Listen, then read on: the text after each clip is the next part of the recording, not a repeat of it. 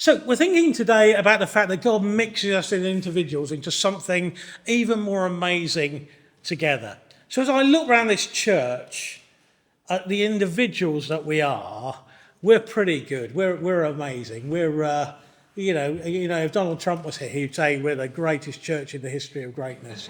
But well, what does he know? It'd be just like, there's so much. I look around the diversity and skill set in this church, and we were talking earlier about trying different things. And actually, one of the things I'm really blessed by in this church is sometimes in churches, they draw together people who are the same. So you get a church where everyone wants to do lots of singing, or you get a church where no one wants to do any singing, or you get a church where everyone likes a long sermon, or you get a church where no one likes a sermon. And it's all this kind of polarised. We all at one end of this. And one of the things I love about Bethesda Baptist Church is just that diversity of actually all those things I've mentioned. There'd be people who'd be fighting for them, saying, yeah, that's what I'd really want. But I come to Bethesda Baptist Church and I recognise I don't necessarily get what I want. We come together to learn and be blessed by one another and to grow. Who wants to be in a church where you learn by eating ice cream? Don't know. And so we're thinking about how God mixes us all together. And there's 4 things I want us to think about. We get the first one, please, Gideon. So the first thing is different backgrounds. And Scripture tells us there's neither Jew nor Gentile, neither slave nor free. There's neither male nor female. You're all one in Christ Jesus. And we read this verse and we kind of take it as it's saying, we're all one in Jesus. That's very nice. Actually, if we read it and understood it in the sense it was written. So in the Old Testament, you were either a Jew, which means God liked you and you were in, or you were a Gentile, which meant you were doomed. And when you put it in that language, and Scripture is saying that's over. There's no more in and out. And sometimes churches have this, should we let this person in? Well, you can't let someone into church. It's God's church, isn't it? And even if you keep them outside, you can't bar someone from God's spiritual church. Does that make any sense at all to anybody? So that Old Testament mentality of, are you a Jew? Are you one of the proper ones before we let you in? It's done. It's gone. There is no Jew or Gentile. There is no more in or out. There's no more hokey-cokey in the kingdom of God. You can come to God. And I love the Bible passages that seem like they're a big list of condemnation. And if you like this and this and this, you'll never enter the kingdom of God. And if you read any one of those passages, the very next thing it says is, but we're not like that anymore. Because we've been washed and cleansed and sanctified. God has set us free. There is no more in and out. There is no more doomed list. There is no naughty list with Jesus. That's Santa. I get those mixed up. And there's no more in and out. Then he talks about no more slave nor free. There's no status. We don't give special seats to the rich people at the front. Well, perhaps we do. I don't know. We don't say to the people, come in and have the biggest scoop of ice cream. It's ridiculous. There is no slave nor free. There is no male or female. Women were treated terribly in the 1st century AD when the Bible was written in the Old Testament times. It was horrendous. And the Bible is saying that's over. No more do we look at women as second-class citizens. That's not God's way. That's not God's will. One of the things that I think is amazing about the church, we talked about it earlier, is the different cultures that have emerged and come to us at the time. I know Tracy is especially blessed. Jessie told her to buy some proper Indian spices. And praise the Lord for his guidance and insight, is all we would say. Wonderful. And it's so good to get that opportunity that we get to know one another, different backgrounds. I think we are blessed already. But my question is, could we be even more blessed? Could we have a Sunday where bits of the service are in different languages?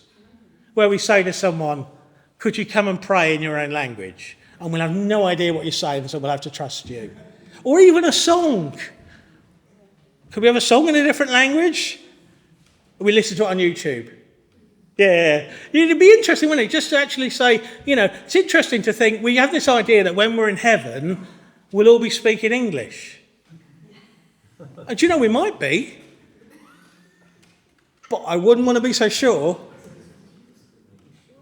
There are a lot of people who think when we get there, we're all going to be white. And I'm definitely sure that's not true. God is mixing us together. How can we learn more from our different cultures and backgrounds? Can we go to the second thing, please, Gideon? Different gifts. The Bible says we're all part of one body and we all belong to each other. God has given us different gifts for doing certain things well.